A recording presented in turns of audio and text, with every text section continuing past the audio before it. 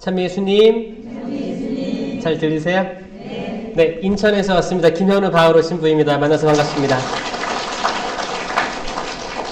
지금동 성당 기도에 많이 나오시네요. 네, 많이 나오시고 너무 축복드립니다. 그리고 형제님들도 많네요. 네, 너무 감사하고 하느님께 영광 드립니다. 오늘 바람 많이 불죠? 바람 많이 부는데 또 이렇게 이 자리에 함께 해주심에 감사드립니다. 날씨는 아무것도 아니죠? 하느님 말씀 듣고 또 성령의 현존하심 느끼기 위해서 이 자리에 오셨다고 생각합니다. 아멘. 그리고 딱 들어왔는데 강하게 인상이 남는 거는 이제 검은 성모님이라고 하죠. 블랙 마돈나라고 합니다. 폴란드에 있어요. 체스토바에. 근데 여기 모셔져 있어가지고 너무 놀랐습니다. 이 성화 잘 보셨어요? 네. 이 성화의 유래 아세요? 이 굉장히 유명한 거고 굉장히 오래된 성화입니다. 전설들이 많아요. 그러니까 기록이 잘 발달된 시대에 그려진 게 아니고 역사를 더 거슬러 올라가서 4세기까지 이르러요. 4세기면 뭐예요? 예수님 돌아가시고 얼마 안 된 거예요. 루카 사도가 그렸다는 말이 있어요. 그리고 지금 성모님 옆에 예수님 있죠? 예수님은 복음서를 안고 계세요. 루카 복음서라고 그런 전설이 있는 거예요. 그 뒤로 14세기경 그때 화재가 있었죠. 14세기, 15세기 그쯤에 화재로부터 성당을 보호해준 그림이라고 하죠. 그때 얼굴과 손이 그을렸다는 거예요. 까맣게. 원래 이렇게 그려진 게 아니고. 그리고 그 성당이 화재로부터 보호됐고, 그리고 그 이후에 이게 신성시되니까, 이 성화가 신성시되니까 그때 반대파 했던 세력들이 와서 이거를 찢으려고 두 번의 칼을 그었다고 해요. 그래서 성모님 얼굴에 칼자국이 2개 있어요. 얼굴이 아니고 이 그림 전체에 2번의 그림이 이게 딱 나눠져 있거든요. 그리고 3번째 그으려고 할 때 그 악한 세력들은 갑자기 쓰러져 죽임을 당했다. 그 뒤로 이거를 이 그림을 복원하려고 아무리 덧칠을 해도 그 2개의 상처가 없어지지 않더라. 굉장히 유명한 성화입니다. 그래서 그 폴란드에서는 기적의 성화라고 하고 참례객들이 엄청 많아요. 그리고 이제 우리를 보호해달라고 우리의 화재로부터 보호해주고 역경으로부터 보호해주고 또 폴란드는 한국처럼 그 세계 대전을 겪으면서 많이 힘들어했죠. 많은 위로가 되어준 성모자 그림입니다. 여기서 딱 저 들어와가지고 성모님하고 예수님 바라보면서 전 축복해달라고 청했어요. 그래서 여러분들 너무 좋죠? 여기 들어오실 때마다 이제 감실에 인사하고 십자가 보시고 또 블랙 마돈나 있는 이 성화 보시면서 많은 바램들을 청하시면 너무 좋을 것 같습니다. 기도로 시작하겠습니다. 성부와 성자와 성령의 이름으로 아멘. 세상을 창조하시고 삼라만상 모든 계절과 절기를 주관하시는 하느님 아버지 감사드립니다. 이 바람이 강하게 불어오는 것도 주님 감사드립니다. 이 바람을 뚫고 이 자리에 오게 한 저희도 감사를 드립니다. 이 바람을 통해 저희가 시험을 받았을 겁니다. 이 시험을 뚫고 오게 해주심에 감사드립니다. 이 바람을 보고 구약성경, 신약성경에 나왔던 모든 바람에 대한 것들을 떠올리게 해주심에 감사합니다. 그 구원 업적을 떠올리게 해주심에 감사드립니다. 당신께서는 바람을 일으켜서 수많은 어려움들에서 이스라엘을 구원하셨으며 홍수로부터 인류를 구원하셨으며 성령을 바람과 같이 내려주셔서 제자들에게 임하게 해주셨습니다. 두려움은 없어지고 이제 문 밖을 나와 새로운 사도행전을 쓰게 해주셨습니다. 주님, 저희가 살아가는 이 세상에 영적인 바람들이 너무 많습니다. 이 바람들이 두려워서 문을 걸어 잠그고 있습니다. 주님, 이 문을 열어 젖히게 하여 주시옵소서. 저희가 이 문을 열게 하여 주시옵소서. 두려워하지 않게 하여 주시옵소서. 주님, 그 바람으로, 당신의 그 강한 바람으로 저희 온몸에 붙어있는 악의 세력들이 떨어지기를 청합니다. 아멘. 저희 악습들과 온갖 분심, 잡념들이 바람에 실려 날아가기를 청합니다. 아멘. 사랑이 많으신 주님, 저희가 당신을 생각할 수 있게 해주심에 감사드립니다. 아멘. 그 모든 세상의 좋은 것들, 그걸 뒤로하고 이 자리에 모였습니다. 저 여기 모인 한 사람 한 사람, 당신의 아들, 딸들, 당신의 양떼들에게 푸른 풀을 먹여주시옵소서. 맑은 물을 마시게 하여 주시옵소서. 이 물 없고 풀 없는 광야에서 당신의 영적인 음식들을 내려주시옵소서. 세상의 음식은 저희가 아무리 먹어도 다시 배고플 것입니다. 세상의 음료들은 아무리 마셔도 목마를 것입니다. 하지만 당신에게서 나오는 물을 먹고 그 빵을 먹고 생명의 빵을 먹는다면 영원히 목마르고 배고프지 않을 것입니다. 아멘. 주님, 이 자리에 오시면 축복해 주시고 이 자리 함께하지 않은 우리 이웃들, 우리 가족들 또한 불쌍히 여겨 주시옵소서. 주님, 저희들의 마음을 보아주시옵소서. 부서지고 낮추인 마음을 낳지 않으 보시는 주님, 저희 가련합니다. 저희 가족들 잘 이끌지 못했습니다. 주님, 아무리 생각해도 부족함 투성이입니다. 이런 것들 당신께 숨김없이 가감없이 고백하오니 주님 축복해 주십시오. 도와주시옵소서. 살려주시옵소서. 다 같이 성모송 같이 바치겠습니다. 은총이 가득하신 마리아님 기뻐하소서. 주님께서 함께 계시니 여인 중에 복되시며 태중의 아들 예수님 또한 복되시나이다. 천주의 성모 마리아님, 이제와 저희 죽을 때 저희 죄인을 위하여 빌어주소서. 아멘. 성부와 성자와 성령의 이름으로 아멘. 참 예수님 반갑고 모든 분들 사랑하고 여러분들이 하느님 말씀이 좋기 때문에 성령 하느님이 거부감이 없기 때문에 이 자리에 모셨음을 확신해요. 이렇게 되기까지 얼마나 은총인지 아시죠? 사실 만약에 교적이 4, 5천 이렇게 되면 사실 성령 하느님에 대한 인식이 내 친구 같은 편한 이런 입장으로 되기까지 큰 은총이 없으면 불가능합니다. 사실 익숙한 게 하느님, 아버지, 예수님이 익숙하지 성령 하느님 하면 어떤 분들은 그래요.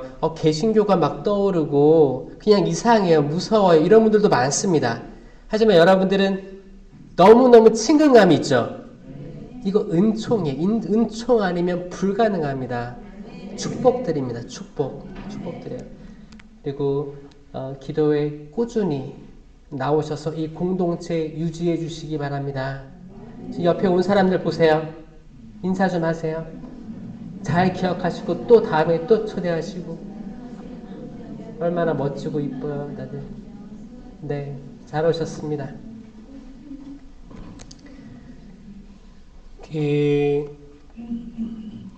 오늘은 제가 주제를 정해놓은 게 있었는데 오늘 바람 부는 걸 제가 바람 소리를 듣고 바람 소리가 무서웠잖아요. 지금도 바람 부는 것 같은데 윙윙 그러고 막 뭐가 을수년스럽고 그쵸? 하고 주제를 바람으로 정했어요. 바람으로 바꿨어요. 준비했던 거 뒤로 다 내버리고 새로 준비했습니다. 바람. 바람에 대해서 묵상을 했습니다. 오늘 지금동 성당에 무슨 말씀을 할까 하다가 바람이 좋은 걸까 나쁜 걸까 영적으로 좋은 걸까 나쁜 걸까 이 성경을 보기 시작했어요. 구약에서부터 신약까지 보기 시작했습니다. 바람이 강하게 등장했던 것이 어디인가 많은 부분들에 있더라고요. 많은 부분들이 있습니다. 제가 그 유튜브 채널이 김신부의 레인보우죠? 레인보우는 무지개잖아요. 그래서 제가 너무 좋아하는 구절이 처음 등장하는 거예요. 이제 노아의 방주 때예요. 노아의 방주. 그때 사람들은 노아가 방주를 만들든 말든 시집가고 장가가고 먹고 마시고 즐기고 일상생활을 했어요. 이 노아의 방주 만들 때 그 방주를 뭐 몇 주, 한 달 그 정도 걸려서 만들었을까요? 1년 동안 만들었을까요? 훨씬 더 걸렸겠죠? 그 방주에 수만 종의 갖가지 짐승들, 쌍시, 그쵸? 그리고 그 방주가 어마어마했어요. 그리고 거기 뭐 위대한 건설가들을 거기 초대해서 만들었나요? 혼자 만들었습니다. 혼자. 얼마나 오래 걸렸겠어요. 그때까지 계속 일상생활들이 지나간 거예요. 해가 지고 달이 뜨고 하루가 지나고 계속 일상생활 살았던 거예요. 지금 세상처럼 비가 내리기 시작했어요. 비가 40일 동안 멈추지 않았어요. 그리고 홍수가 났어요. 40일 동안 물이 빠지지 않았어요. 그리고 노아의 가족들, 동물들은 그 안에 둥둥 떠다녔죠. 그 노아의 방주는 보호죠, 보호. 보호이면서 이게 나중에는 어떻게 연결되냐면 이 방주는 계약의 궤처럼 계약을 감싸 안는 그 모형으로 이미지로 이어져 내립니다. 전 노아의 방주를 성모님의 초기 모델이라고 생각을 해요. 거기에 생명이 담겨 있었거든요. 생명을 담아서 그 물, 홍수는 물, 이건 죽음을 이야기합니다. 죽음이를 둥둥 떠다녔던 그 방주. 계약의 궤, 감실. 감실을 봐도 성모님이 떠올라요. 생명을 담고 있는 공간. 이게 구약과 신약이 연결이 안 된 것 같지만 연결이 쭉 되거든요. 그 이미지예요. 이미지. 하느님께서 제게 보여주셨고, 그때 이제 홍수가 다 지나가고, 이제 비둘기 날려보내고, 비둘기가 올리브 나무 잎사귀를 딱 물어오죠. 그래서 이제 땅이 말랐구나 라고 깨닫고 밖으로 나가게 됩니다. 그때 하느님께서 그러시죠. 창세기 9장 13절에 내가 구름 사이에 무지개를 세울 터이니 이것이 나와 땅 사이에 세우는 계약의 표징이 될 것이다. 이게 제 서품 성구예요. 서품 성구고 이게 저는 성경 말씀이 무섭지가 않습니다. 전체적으로 창세기부터 요한복음서까지 다 읽어도 무섭거나 두렵지가 않아요. 기쁘고 행복합니다. 그 전율이 느껴져요. 기쁜 소식이구나. 어디 하나 나쁜 소식이 없어요. 나쁜 소식이 없어요. 여러분들 그렇게 느껴지세요? 그러면 은총이거든요. 어떤 분들은 성경 무서워서 못 읽겠다고 하는 분도 계세요. 근데 전혀 그렇지 않다. 그렇지 않다. 무지개를 보여주시고 땅이 말랐어요. 그때 이 차있던 물들이 빠졌죠. 물이 빠지기 시작했어요. 이 물이 어떻게 뭘로 빠졌냐가 나오는 거예요. 자, 여러분들 그 천지창조 보면 순서가 있잖아요. 첫째 날 빛이 있어라. 전 우주라고 얘기합니다. 우주. 그리스도의 빛이긴 하지만 또 우주. 둘째 날 하늘과 바다를 만드셨어요. 하늘 위의 물과 땅 아래의 물로 위치를 정해주신 거예요. 장소. 셋째 날 땅이 올라오게 했죠. 넷째 날 그 우주에 해와 달과 별을 심으셨어요. 다섯째 날 하늘의 새와 바다의 물고기를 위치를 정해준 거예요. 여섯째 날 땅 위에 사람들, 짐승들 만드신 거예요. 그리고 일곱째 날 쉬신 거란 말이에요. 그럼 홍수란 뭐냐?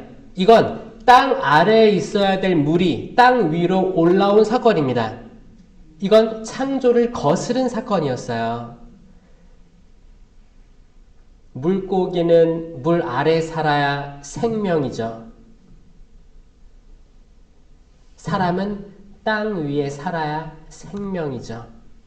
사람이 물 아래 들어가면 몇 분 살 수 있겠죠. 기구가 있으면 기본적으로 죽음을 상징합니다.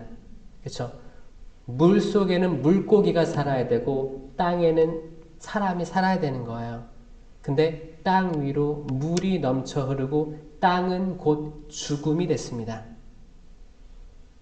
이거를 뭐가 이 물을 다시 원래대로 되돌려요? 창세기 8장 1절에 그때 하느님께서 노아와 그와 함께 방주에 있는 모든 들짐승과 집짐승을 기억하셨다. 그리하여 하느님께서 땅 위에 바람을 일으키시니 물이 내려갔다. 아멘. 여기서의 바람은 아주 좋은 바람이죠. 성령의 바람 아니겠습니까? 그 물이 이렇게 왔겠어요? 물을 땅에서 치운 거 아니에요. 그 소리, 그 파워 다 상상해 보세요. 그리고 또 어떤 일이 있었냐면 이제 탈출기에서 이스라엘 백성들이 이집트에서 너무너무 힘들게 살았어요. 너무너무 힘들게 살아가지고 이제 하느님께서 그 소리를 들으셨어요. 그래가지고 모세를 부르셔가지고 탈출시키게 하죠. 그때 10가지 재앙이 있었어요. 그 중에 한 가지 재앙에서 하느님께서 바람을 이용하십니다.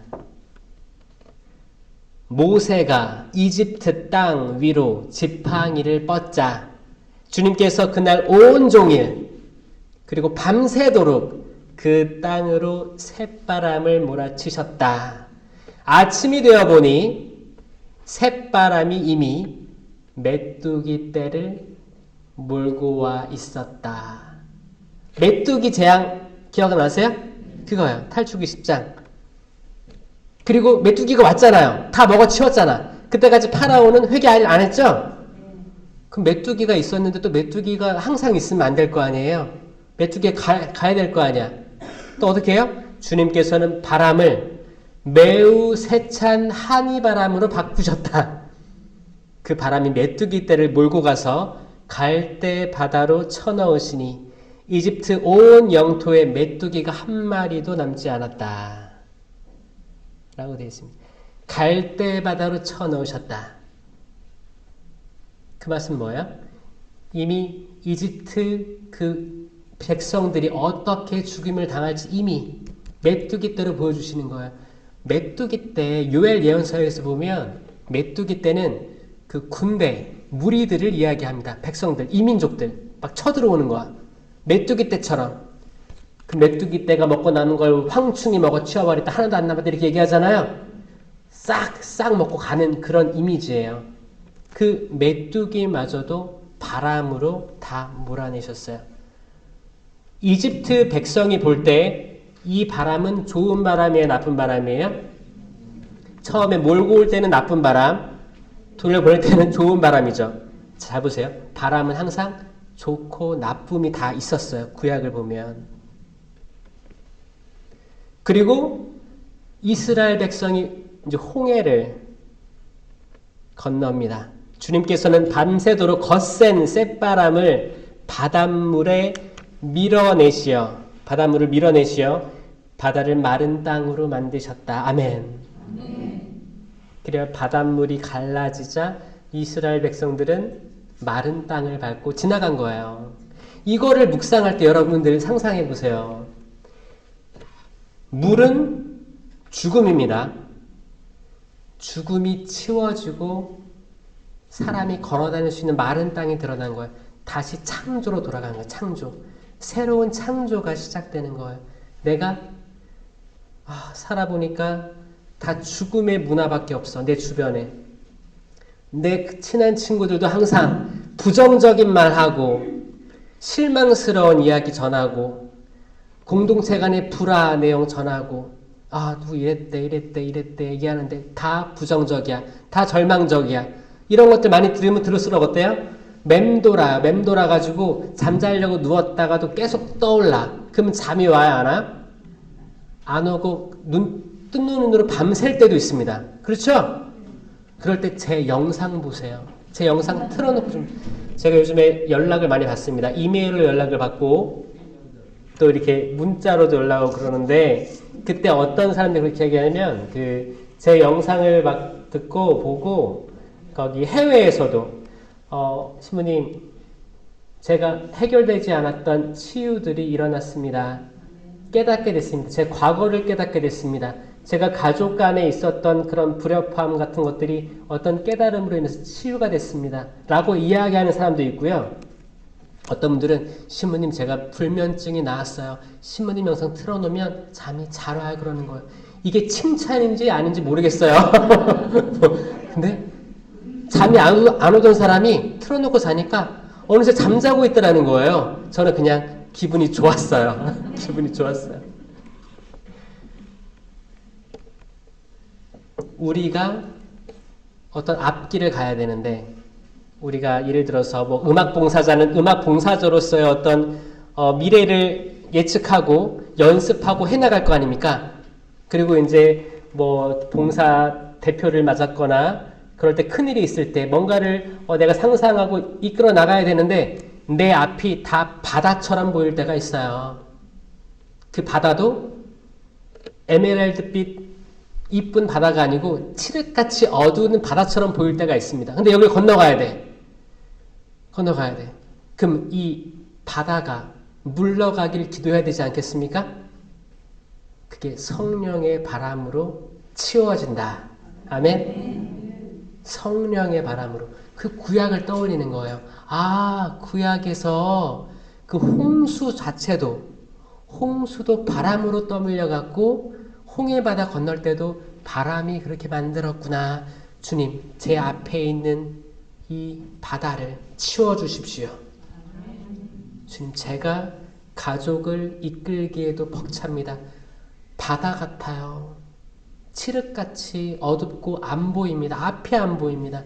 제가 자녀를 위해서 어떻게 기도해야 될지 모르겠어요.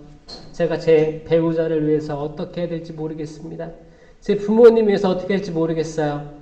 제 미래를 위해서 내 사회생활, 그리고 경제적인 어려움, 그리고 갖가지 질병, 눈에 보이는 질병이든 보이지 않는 질병이든 어떻게 헤쳐나가야 될지 모르겠습니다. 주님, 마치 홍수 같습니다. 바다 같습니다. 돌아갈 데가 없는데 여기를 직면해야 되는데 이 물을 지나가야 되는데 두렵습니다. 성령의 바람으로 치워주십시오. 아멘? 할 수 있겠어요? 열왕기 하권 2장에서는 엘리야가 어떻게 됐어요? 회오리 바람에 실려 올라갔어요. 여기서의 바람은 땅과 하늘의 매개체였어요. 땅과 하늘의 매개체. 사실 땅에서 하늘로 바로 올라간 사람은 몇 명 있어요? 자, 첫 번째 에녹. 창세기에 나오는 에녹 있습니다. 에녹은 하느님과 함께 살다가 사라졌다. 되게 한 문장이에요. 하느님과 함께 살다가 없어진 거예요. 하느님께서 그를 데려가신 것이다 라고 되어 있습니다. 그리고 두 번째로 등장하는 인물이 누구예요? 엘리야 예언자. 엘리야 예언자. 엘리야 예언자는 뭘로 유명해요? 바알의 예언자 450과 선지자들이 다 이겼죠. 누가? 엘리야 혼자 이겼어요. 기가 막힌 이야기예요. 저는 항상 저한테도 도전 과제들이 있습니다. 챌린지들이 있어요. 제가 이거를 이겨내야 돼. 극복해야 돼. 그럴 때가 있거든요. 그때 저는 항상 엘리야 예언서 엘리야 예언자의 성경 말씀을 꺼내서 읽어봐요. 엘리야의 마음이 어땠는지. 엘리야 어땠냐면요. 그냥 도망가고 싶었어요. 죽고 싶었어요. 이제 저 하나 남았습니다. 주님. 한 명 남은 예언자가 접니다. 다 죽임당하고. 지금 한 명 남았습니다. 근데 바알의 예언자 450에 선지자까지 하면 수천이 거기 있었던 것 같아요. 제가 어떻게 합니까? 제가 어떻게 합니까? 결국에 전쟁이 붙죠. 그때 엘리야가 돌들을 끌어와요. 몇 개? 12개. 12개 돌을 모아요. 그때 무슨 생각했을까요? 아브라함의 하느님, 이삭의 하느님, 야곱의 하느님. 그 야곱의 12아들, 12지파의 하느님. 12지파의 하느님. 기도하신 거예요. 거기 제단을 쌓아서 희생제물을 봉헌하죠. 하느님께서 하늘에서 불이 내려와서 싹 핥아갔죠.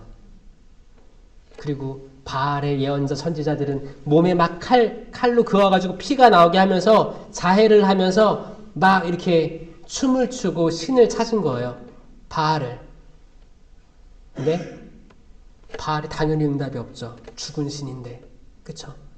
그리고 엘리야는 그 전쟁에서 이김으로써 거기서 하느님을 알린 거예요. 선포한 거예요.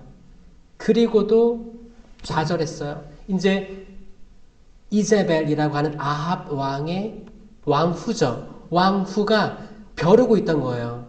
지켜보고 있고 저 자를 죽여야만 내가 성이 풀리는 거예요. 근데 엘리야는 그 큰 승리를 거머쥐고도 괴로워했습니다. 언제 죽을지 모르는구나. 언제 죽을지 모르는구나.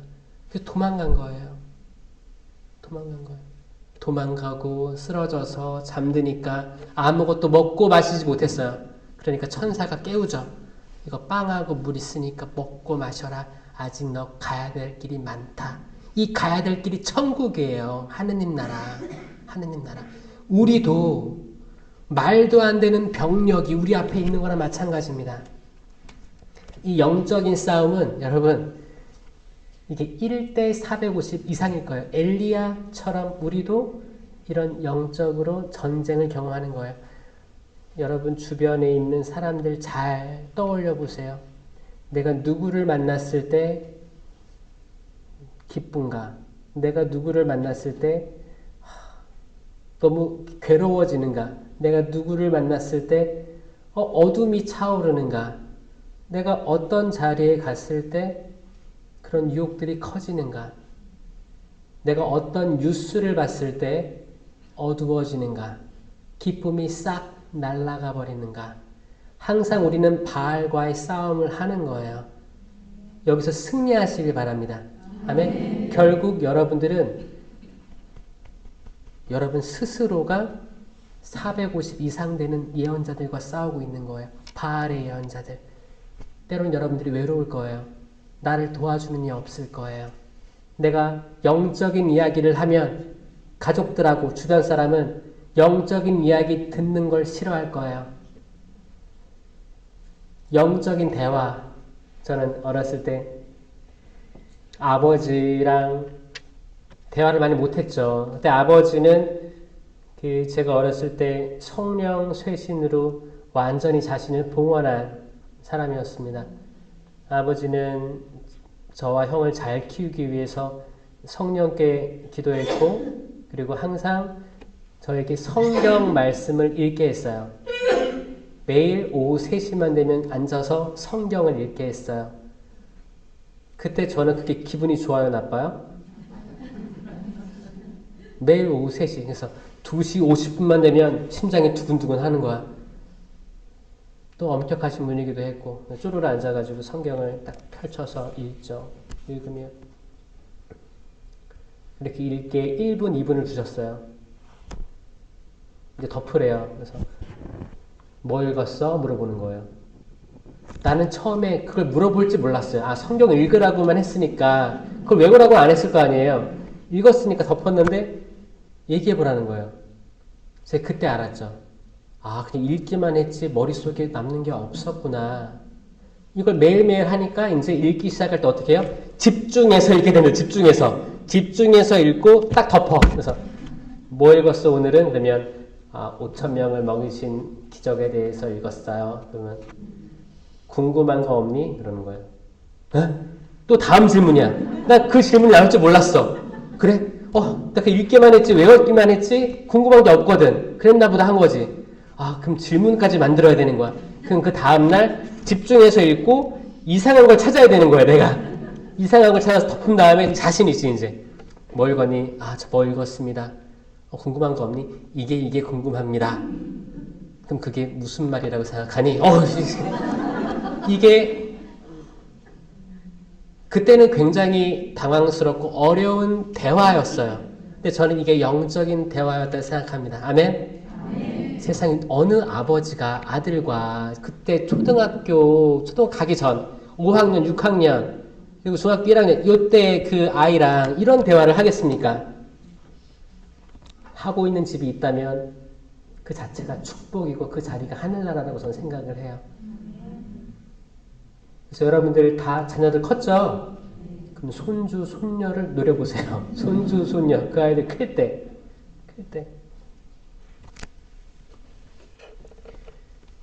영적인 대화는 시도하는 사람이 영적이어야 가능합니다. 이거 영적이지 않은 사람 둘이 만나서 영적인 대화를 한다? 택도 없어요. 그쵸? 경험해봤을 거 아니에요. 일단 영적인 사람이 기본적으로 한 명은 있어야 되고 하느님 말씀 좋아하고 일단 성경을 읽은 사람들이 있어야 돼요. 그리고 카페에 가든 어디에 가든 공동체에 가든 나는 말이야 성경 읽었는데 이런 게 궁금한 것 같아. 넌 어떻게 생각하니? 이 질문 자체가 아무나 할 수 없는 질문이라는 걸 저는 그때 깨달았어요. 이건 성령의 감동을 받지 않은 사람이 이런 질문 할 수 없거든요. 이런 대화들이 집안에서 일어나고 학교에서 일어나고 얼마나 좋을까요? 너 어제 드라마 그거 봤니? 이런 대화보다 훨씬 가치 있지 않겠습니까? 그렇죠? 저는 그 영적인 대화를 시도해주고 저한테 알려준 아버지 너무 사랑하고 존경하고 그러고 있습니다. 하지만 그 당시엔 싫었어요. 그 당시엔 제가 받아들일 마음의 준비가 안 됐죠. 그러니까 시간이 지나고 그때가 이해되는 거예요. 그때 너무 싫었거든요. 도망치고 싶었어요.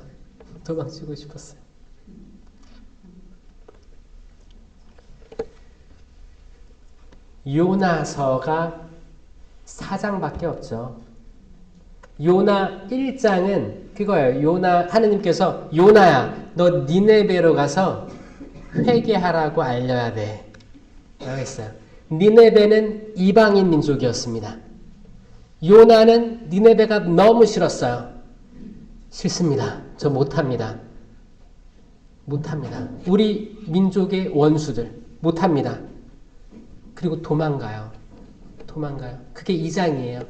1장은 이제 소명을 받은 거고, 이제 소명을 거절하고, 2장은 도망가요. 이제 3장 가면 뭐가 있어요? 고래 배에 갇히죠? 그때 도망가다 그런 거예요.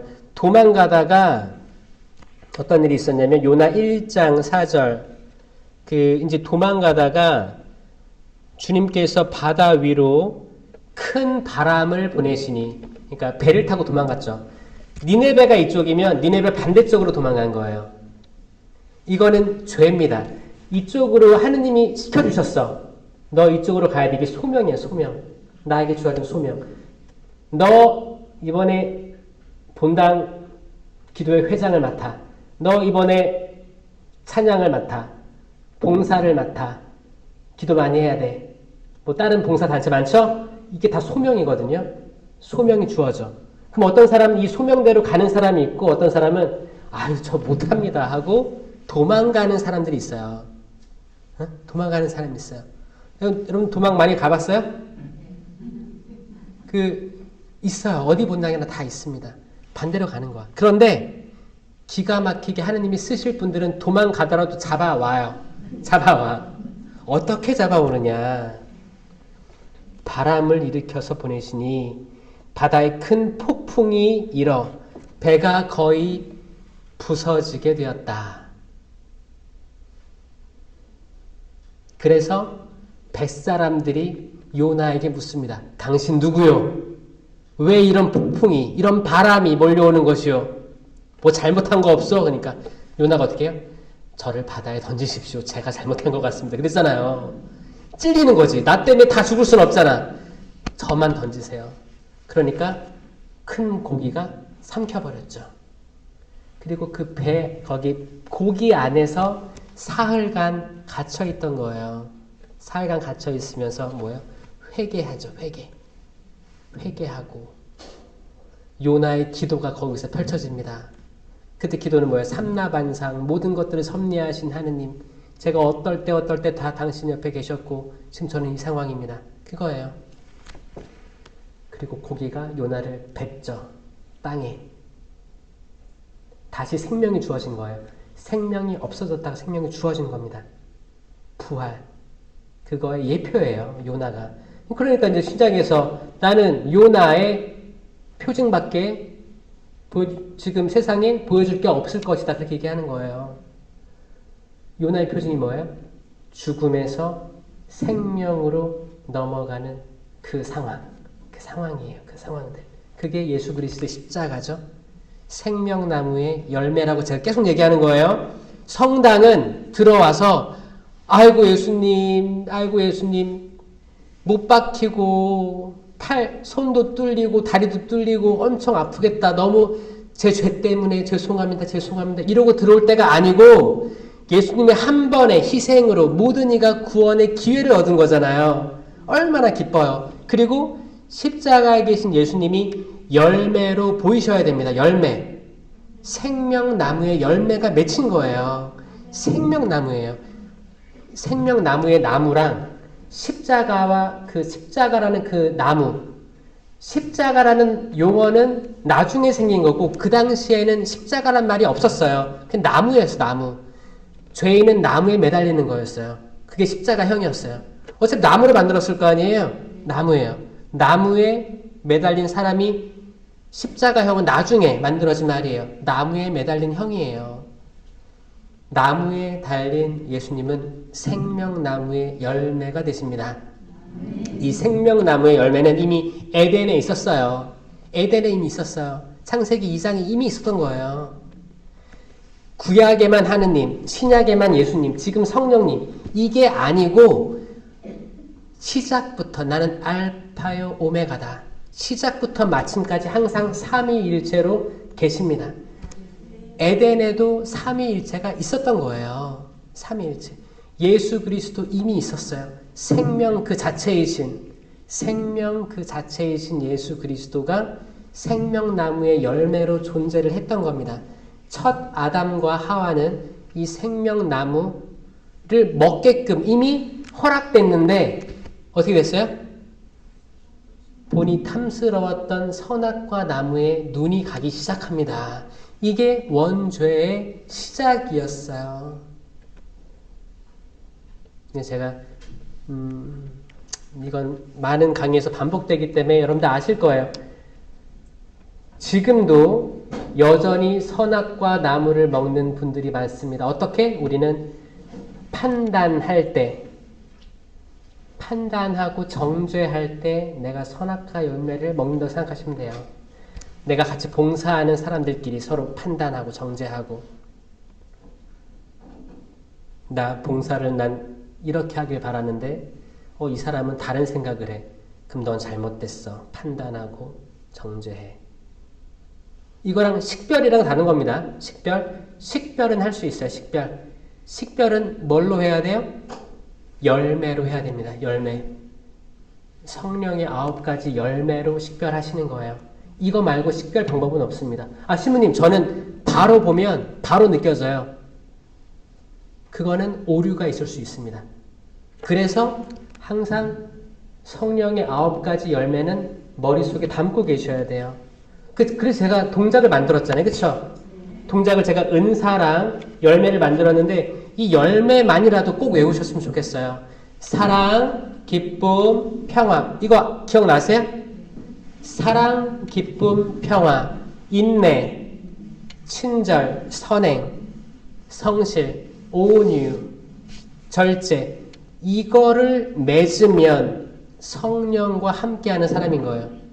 여러분들이 어떤 봉사자나 어떤 사람이나 뭐 누구든 다 이것만으로 식별할 수 있어요. 근데 때론 우리가 악에 휩싸이면 야, 넌 식별할 수 있어. 그 느낌으로 와. 느낌으로 식별하다 보면 오류에 빠지기 쉽습니다. 그래서 열매를 외워라라고 제가 말하고 다니는 거예요. 그 성령왕님 대축일 때 은사 열매 뽑기 하지 마시고 다 외우신 다음에 이 열매를 맺어라. 이걸로만 식별해야 된다. 이거 제외하고 그 어떤 걸로 뭐 시부님 어떤 자매는 식별의 은사가 있어요. 아니요. 그 있다고 하면 그 은사자가 있다고 하면 그 사람의 열매를 봐야 돼요. 그러면 그 은사가 성령에서 온지 악에서 오는지 알 수 있습니다. 자, 은사자들 있죠. 은사자들도 평가받아야 돼요. 그러니까 열매 맺어야 돼요. 열매 아무것도 못 맺는데 나 은사자입니다. 나 어디 뭐 본당에서 주어졌어요. 아니요. 오류가 많습니다. 오류가 많아요. 무조건 식별은 열매입니다. 열매. 그 열매로부터 옵니다. 요나가 다시 죽음에서 일어나서 다시 소명을 취하죠. 다시 소명을 취해요. 소명을 취해서 니네베로 가는 거예요. 니네베로 가서 여기 이제 40일 후면 멸망합니다. 회개하십시오. 그러니까 모든 종류의 사람들, 모든 계급의 사람들이 다 죄를 머리에 뒤집어 쓰고 회개합니다. 이거 보고 요나가 어떻게 해요? 기분 좋아요? 네, 요나는 이 사람들이 회개하는 걸 원치 않았어요. 주님, 하느님 보십시오. 회개하지 않습니까? 저는 회개하지 않고 멸망당하기를 바라는데 회개있지 않습니까? 불평하는 요나가 4장 마지막에 나오는 거예요. 네? 그리고 어떻게 해요? 모르겠습니다. 죽여주십시오. 그냥 다 포기했습니다. 그랬어요. 그때 아주까리 나무가 자라올라요. 태양이 뜨겁게 내리쳐요. 그래가지고 뜨거운데 아주까리 나무가 그늘을 들여주네. 시원하다, 좋다라고 했는데 더 세게 내려지니까 다 말라버려요. 에이씨, 또 이제 하느님 또 탓하는 거지. 왜 이거를 이렇게 할 거면, 이렇게 말라 죽일 거면 왜 키웠냐고. 이게 뭐라고 하세요? 하느님께서 내가 오늘 있다가 내일 말라버릴 이 아주까리 나무를 동정하는구나. 하물며 내가 오른쪽도 왼쪽도 가릴 수 없는 이 니네베 12만 명이나 되는 이 사람들을 어찌 동정 안 할 수 있겠느냐라고 하면서 끝나는 게 요나예요. 그래서 이 요나도 이 죽음에서 생명의 이 체험을 하기 전에 바람으로 그 신호를 준 거예요. 바람. 아마 여러분들도 어떤 소명에서 도망가고 싶거나 다시 거기서 돌아올 때 성령의 바람으로 다시 인도될 걸 믿습니다. 아멘. 바람은 계속 이런 것들을 떠올리게 하는 거예요. 마태복음에 보면 이런 얘기가 있어요. 마태복음 7장 25절. 비가 내려 강물이 밀려오고 바람이 불어 그 집에 들이쳤지만 무너지지 않았다. 이 얘기 아세요? 이게 뭐예요? 반석 위에 집을 지은 사람이잖아요. 만약에 모래 위에 집을 지었으면 물이 들이닥치고 바람 불면 다 쓸어서 내려갈 거 아니에요. 근데 반석 위에 집을 지은 사람은 바람 불고 그래도 끄떡없을 것이다. 그게 마치 방주처럼 되는 거예요. 방주. 보호막이 되는 거예요. 여러분들 집도 보호막을 만들어야 되고 여러분 스스로도 보호막을 만들어야 되지 않겠습니까? 그리고 이제 수신, 재가 치고 평천하니까 만약에 잘만 된다면 모든 사람들이 성령으로 깨어나서 각자가 방주가 된다면 나중에는 그 국가도 방주가 되겠죠. 언젠가 대한민국이 가톨릭 국가가 되는 날이 올까요? 전 그랬으면 좋겠어요. 모든 이들이 이 전체 방주에 올라타고 또 전 세계 사람들이 모두 회개해서 하느님 알게 되는 날이 올까요? 그러면 이 지구가 방주에 올라타는 거예요. 이게 거대할수록 움직이기 힘들다고 생각하죠? 야고보서에 이런 말씀이 있습니다. 야고보서 3장 4절. 배가 아무리 크고 또 거센 바람에 떠밀려도 키잡이의 의도에 따라 아주 작은 키로 조종됩니다. 이거 너무 멋있는 말씀 아니에요? 바다에 떠있는 큰 배를 상상해 보세요. 저도 해양 사목을 하기 때문에 큰 배에 올라갑니다. 큰 배에 올라가서 거기 이제 위에 브릿지라고 하는 곳에 이제 조정실이에요. 거기 올라가면 그 키 하나예요. 그 수십 톤 되는 그 배에 아파트를 정말 옆으로 눕힌 거예요. 그런 크기예요. 거기서 그 키로 조종이 되는 거예요. 우리에게 겨자씨만한 믿음이 있다면 이 산더로 번쩍 들려서 옮겨지게 해도 그대로 될 것이고 이 돌무화과 나무도 뿌리채 뽑혀서 바다에 심겨라 해도 그대로 될 것이다. 그러죠? 그러면 신부님 제가 보니까 겨자씨보다 작은 씨앗도 있던데요. 그러는 어떤 사람은 있죠? 겨자씨보다 작은 씨앗이 뭐가 있을까요? 딸기? 딸기도 작아요. 딸기씨 봤어요? 딸기에 박혀있잖아요. 딸기씨. 키위, 채송화, 씨, 그러니까 겨자씨보다 작은 씨 많습니다. 그래서 그래요. 신부님, 겨자씨보다 작은 씨 많은데 왜 겨자씨의 비유를 했을까요? 물어보는 거예요. 그러면 정말 그 겨자씨를 비유한 걸까요? 겨자씨 나무 자라봤자 많이 안 커요. 그거 아시죠? 이만할걸요? 근데 더 큰 나무도 많잖아. 왜 겨자씨를 비유했을까요? 그냥 비유하신 거예요. 거기 비유에서 이 씨앗의 크기는 문제되지 않거든요. 문제는 뭐예요? 믿음이 있냐 없냐 이거예요. 있냐 없냐. 너가 스스로를 봤을 때 주님 제 믿음은 너무 작아서 보이지도 않습니다. 겨자씨의 씨는 보이기라도 하죠. 제 믿음은 보이지도 않을 거예요. 그런데 있냐 없냐? 있습니다. 그럼 된 거예요.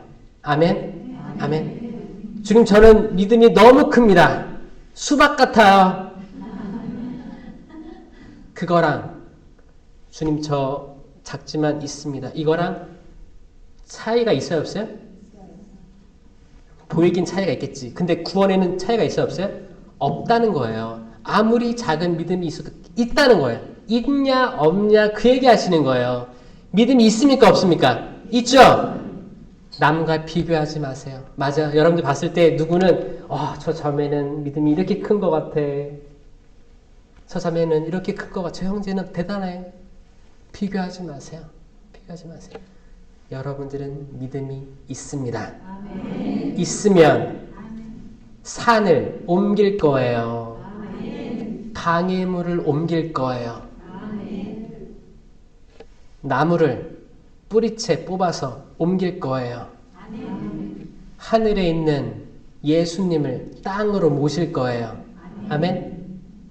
어떻게 모셔요? 우리는 이미 이 거룩한 제단에서 미사 때 생명나무의 열매인 예수 그리스도가 실체 변화되는 걸 우린 목도합니다. 항상. 그 믿음이 있으면 그리스도의 몸 하면 아멘 하는 거예요. 이 모든 성경의 역사를 다 알고 성체 모시는 분하고 그런 거 몰라. 그냥 나오라고 하니까 나오는 거야. 활동 보고 해야 돼서 나왔어요. 미사하고 잠깐 들어가려고 현세의 복파라고 들어가려고 왔어요. 그리고 그리스도의 몸 했는데 습관적으로 모시는 사람, 이 사람에게 어떻게 당신을 드러내겠습니까? 맞죠? 여러분들은 다 아시는 거죠? 그 실체에 변화된 그 기적을 믿으시는 거죠? 다는 이해 안 되더라도 믿음이 있는 거죠? 그러면 여러분들 그리스도의 몸 했을 때 아멘. 그리고 모실 때 어떤 마음으로 모셔야 돼요? 제가 생명이 되게 해주십시오. 제가 지금 생명을 먹으오니 예수 그리스도를 먹으오니 제가 생명이 되게 해주십시오.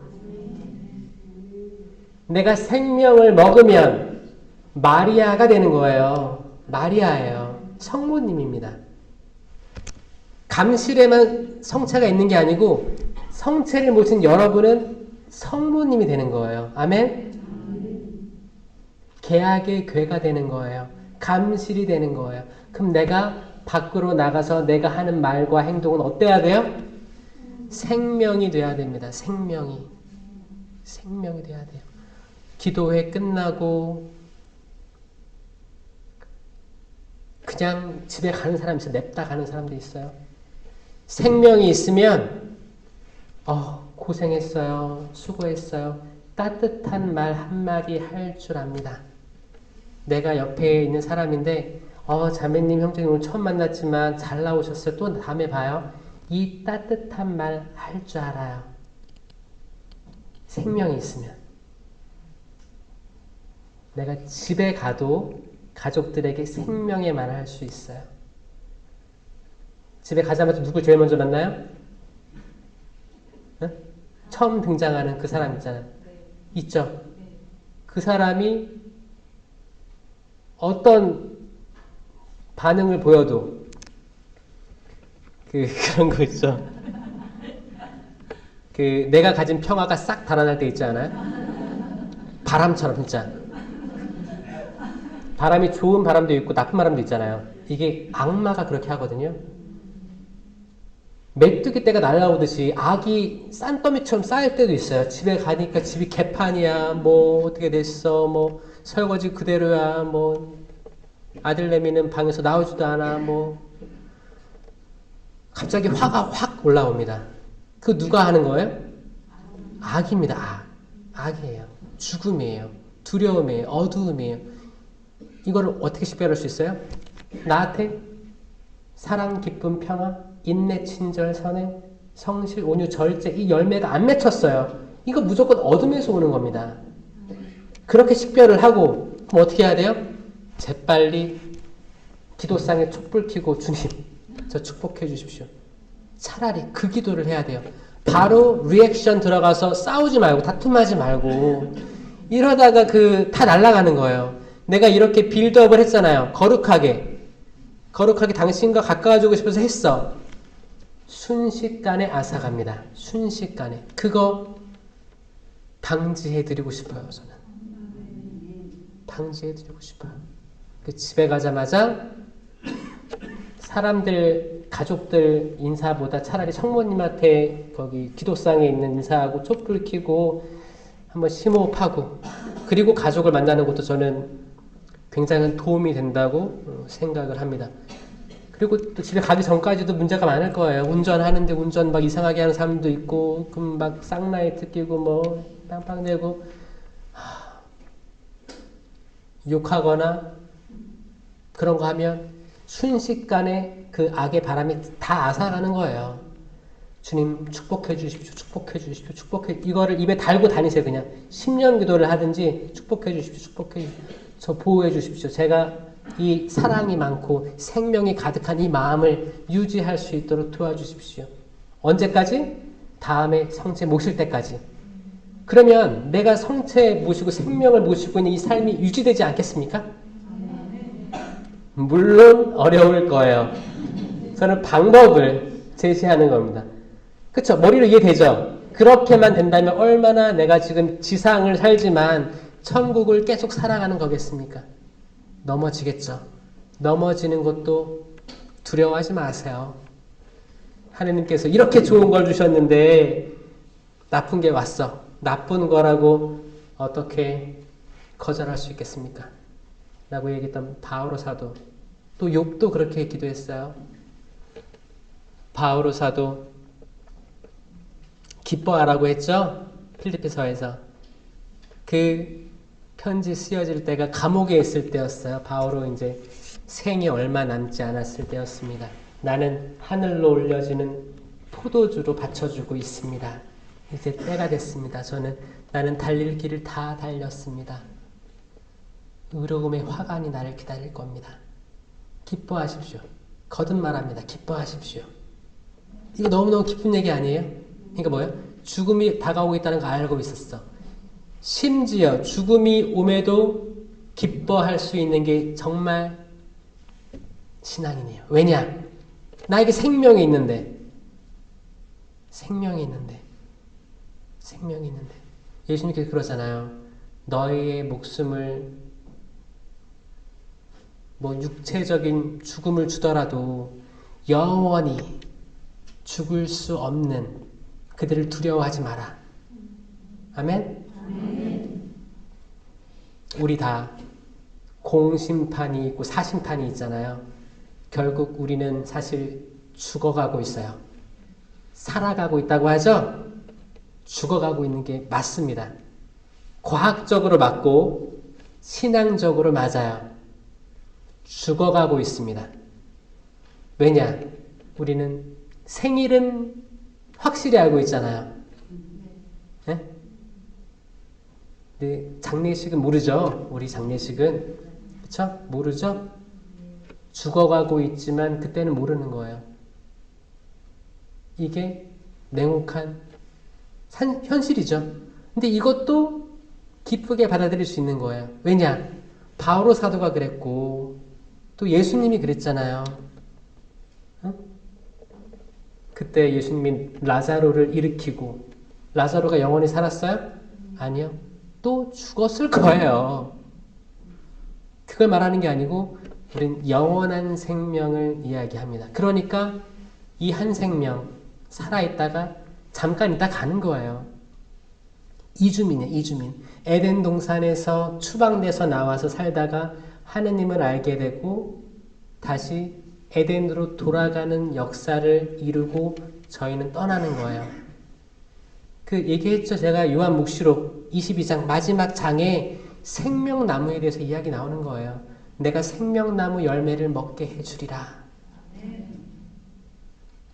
생명나무. 창세기 요한묵시록 생명나무 이야기예요. 성경 전체가 생명나무에 대한 이야기입니다.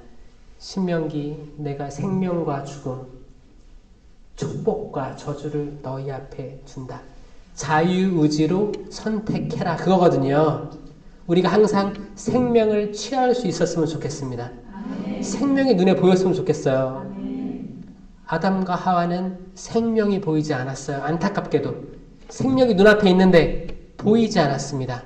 마치 사울이 바오로 사도 되기 전에 눈꺼풀 가려져 있었거든요. 하나니아스가 눈꺼풀의 막을 없애줬어요. 그쵸? 그리고 새로운 삶을 나가는 거예요. 전에 있던 과거의 삶과 전혀 다른 삶을 나가는 겁니다. 그리스도인들을 다 죽였던 그 삶에서 그리스도인 다 살리는 삶으로 나가는 거예요. 사람 죽이는 게 아니고 살리는 쪽으로 나가는 거예요. 마지막으로 전 세계에 생명을 경시하는 이 세대를 한탄하면서 열심히 기도하는 이 지금동 성당 성령 쇄신 봉사회가 되었으면 좋겠습니다. 아멘. 마침 그도 영광 송하겠습니다. 영광이 성부와 성자와 성령께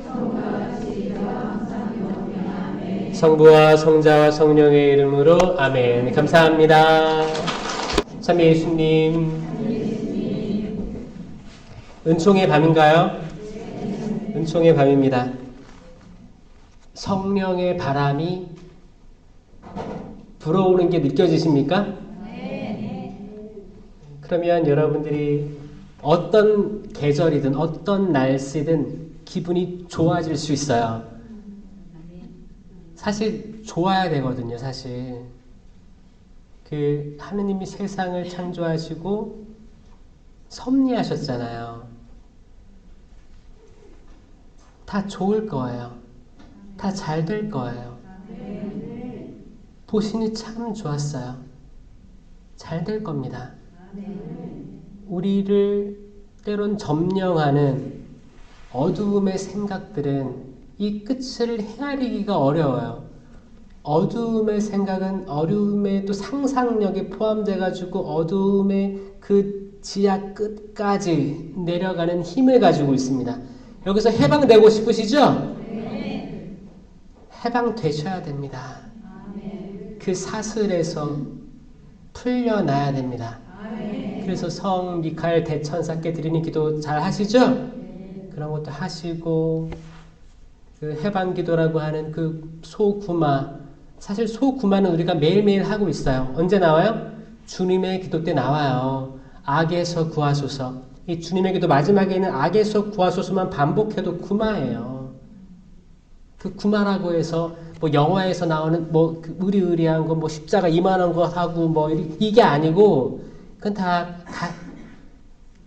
뭐 사실을 기반으로 한 픽션이죠. 예? 중요한 건 뭐예요?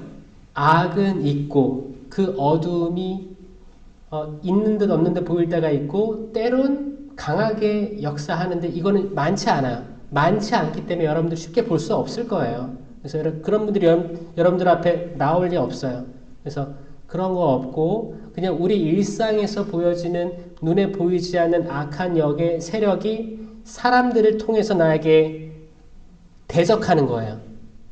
시비를 걸어오는 거예요. 싸움을 걸어오는 겁니다. 우리는 그거를 또 같이 싸우죠? 더 악해져서. 조금 악한 게 왔는데 나는 더 악해져야지 하고 더 악하게 싸우는 거예요. 그러면 이건 더 커지는 거예요. 세력이 더 커져요. 치고받고 해서 그 악이 이만해지는 거예요. 그게 군대예요. 이 군대랑 대적하는 게 뭐예요? 레지오 마리의 군대죠. 우리는 일상생활에서 이걸 겪고 있는 거예요. 근데 이거를 인식하는 사람이 있고 인식하지 못하는 사람들이 있습니다. 악에서 오는 건지 인식하지 못하는 사람들은 그거를 그 눈꺼풀이 벗겨지지 않으면 인식 못해요. 그분들. 그런 분들 있을걸요? 전혀 믿지 않는 분들이 있습니다. 근데 이걸 보기 시작하는 분들은 계속 보게 됩니다. 계속 보게 돼요. 그러니까 하느님께 가까워지면 가까워질수록 우리가 감내해야 되는 무게가 있습니다. 임금도 그 왕관의 무게를 견뎌야 되죠. 무게감이 있는 거예요. 우리들이 세례받고 견진받고 세상 잘 먹고 잘 살라고 세례받고 견진받았어요. 그런 사람 있어요? 아니요. 뭔가 나은 삶을 살기 위해서 그냥 신부님 어떤 기회에 저 세례받기로 했어요. 새로 태어나고 싶어요.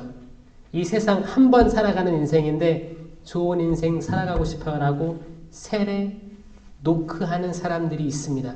그런 거예요. 그게 시작이에요. 어떻게 처음부터 주님, 아니 신부님, 저는 세례받고 천국 가고 이렇게 거대하게 성령 가득히 받아가지고 세상을 구원할 거예요. 뭐 이렇게 하는 사람이 어디 있어요? 작은 시작이겠죠. 그냥 답답하고 힘들고 신부님 새로 나고 싶어요. 그냥 다시 시작하고 싶어요. 이런 마음으로 오시는 분들이 굉장히 많다. 차라리 이건 다행이에요. 그런데 유아 세례 받은 사람들은 정말 힘들어요. 유아 세례는 누구 뜻으로 받은 거예요? 부모님 뜻으로 받은 거예요. 그래서 이분들이 여기 많아요? 유아 세례 많아요? 저도 유아 세례였어요. 그러니까 저의 학창 시절과 신학교 가기 전에 그 시간들이 저는 신앙인이 아니었거든요.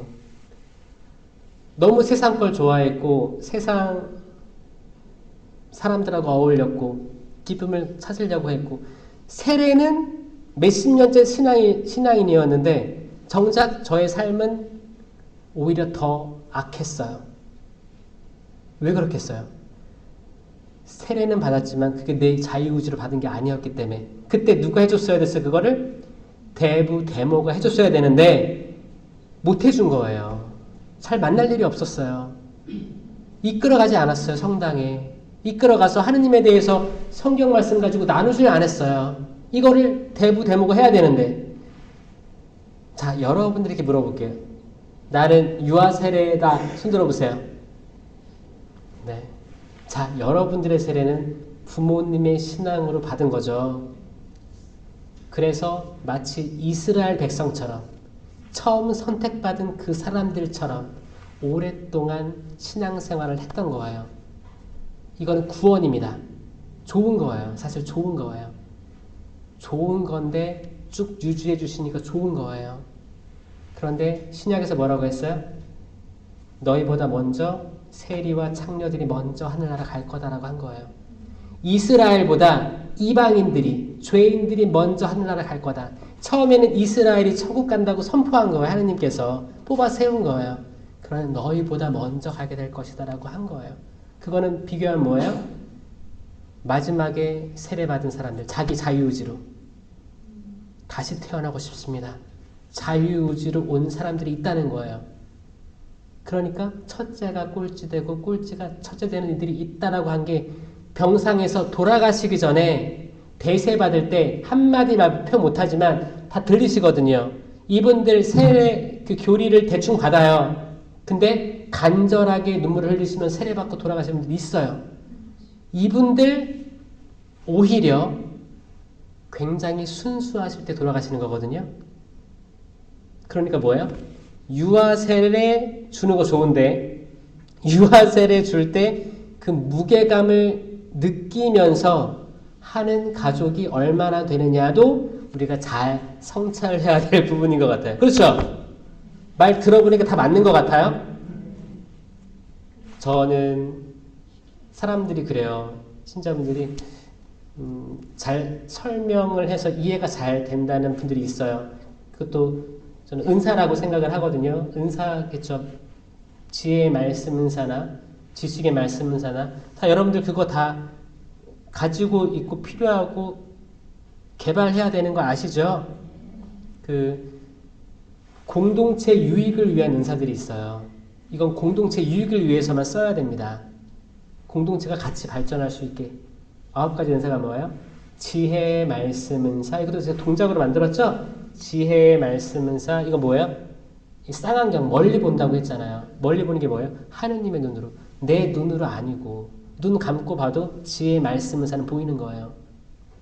지혜 그때 필요한 말들 내려주는 거예요.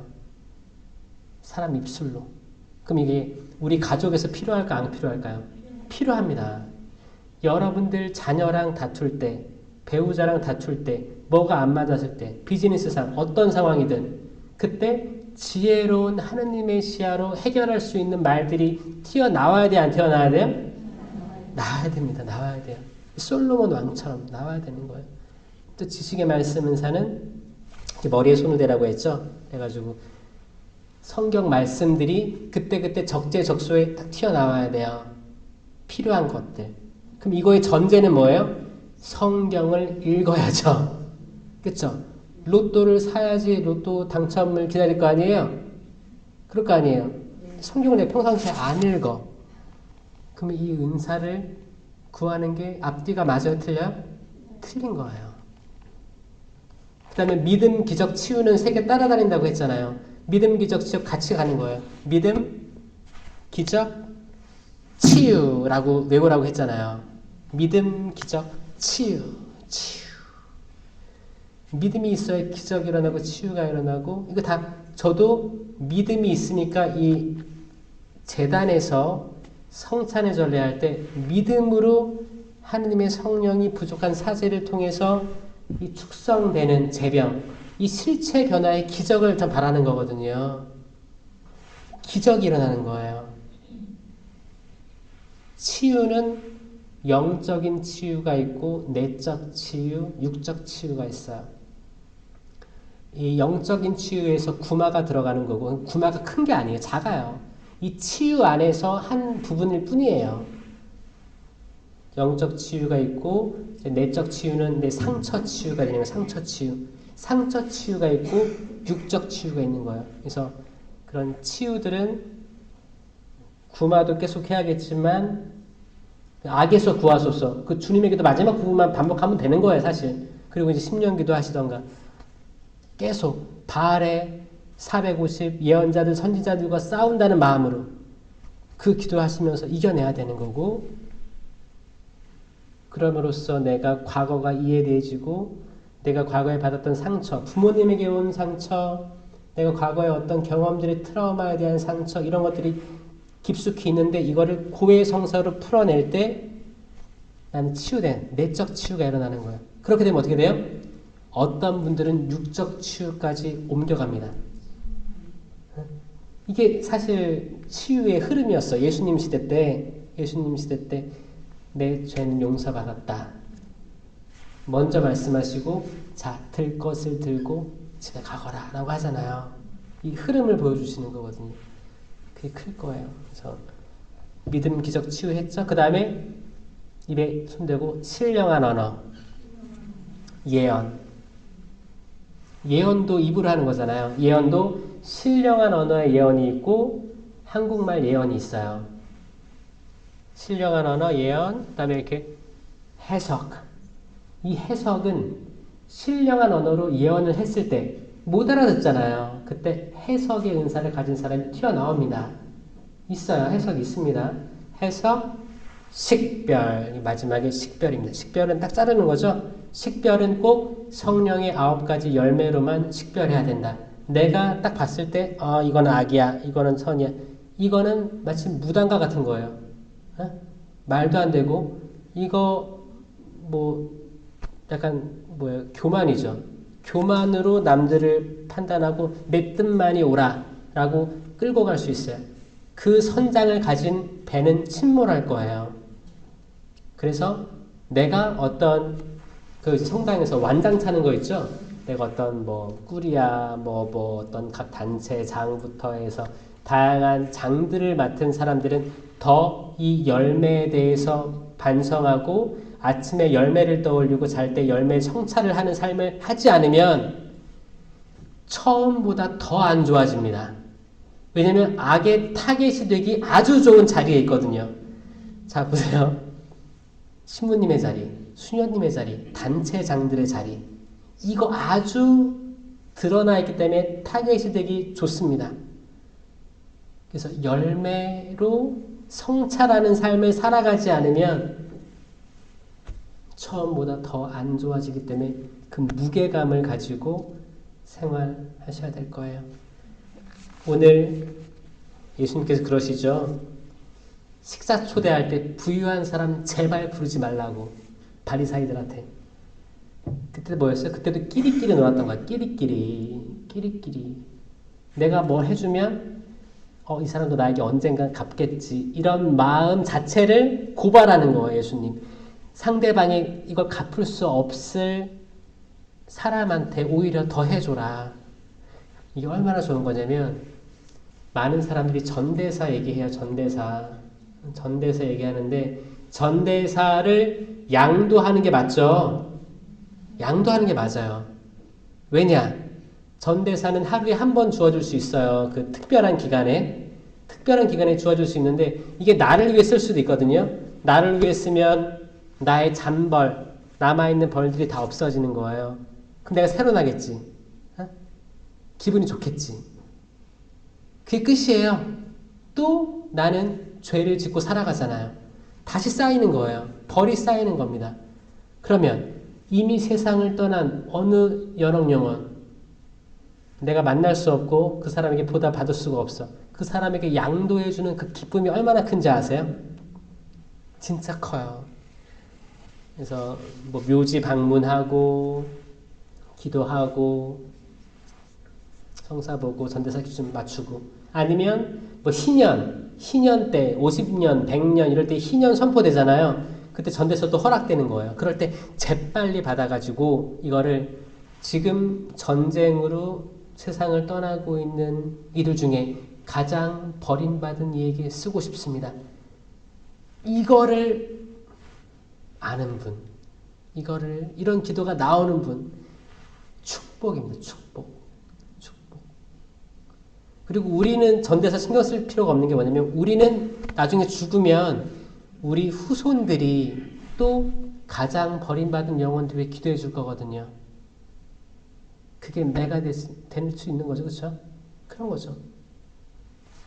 기도는 양도가 가장 좋은 거다. 잔치를 베풀 때 가난한 이들, 장애인들, 다리 저는 이들, 눈먼 이들 초대해라. 이 쉬워요, 안 쉬워요? 안 쉽죠? 안 쉽습니다. 안 쉬울 때는 이렇게 해석하셔도 좋아요. 성경을 항상 두 가지로 해석해야 돼요. 영적인 해석이 있고 성경 그대로 해석이 있어요. 영적인 해석은 가난한 이들, 장애인들, 다리 저는 이들, 눈먼 이들이 영적으로 뭔가를 떠올리시면 돼요. 묵상해 보시면 돼요. 정말 육적으로 눈먼 이들을 얘기하는 건가? 영적으로 눈먼 이들 많죠? 있을 거예요. 그런 이들을 식사에 초대한다는 건 뭐예요? 또 식사를 초대한다는 영적인 의미는 뭐예요? 그렇죠. 그렇죠. 그러니까 이 성경 그대로 해석할 수도 있고 항상 영적으로 떠올려 보세요. 이게 묵상이에요. 그러면 우리가 해야 될 게 더 많고 이미 해오고 있는 사람도 있을 거예요. 그러니까 나는 장애인들 나 초대한 적이 없는데 눈먼이들 초대해서 밥 먹은 적이 없는데 나랑 상관없는 말인가? 그게 아니라는 거 아셨죠? 네. 성경 읽을 때 얼마나 재밌는데요, 여러분들.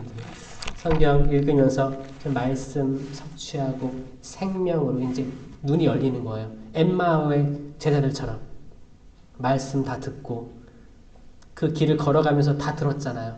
그리고 이제 빵을 쪼갤 때 눈이 열렸다. 그 빵이 언제 쪼개져요? 성찬의 조례 때 신부님이 쪼개잖아요. 빵을. 왜 쪼개겠어요? 소리 들리죠? 따각! 그럼 쪼개졌구나. 그럼 내가 이제 에덴으로 들어갈 준비가 되는 거예요. 그런 마음으로 신앙생활 하셨으면 좋겠습니다. 아멘.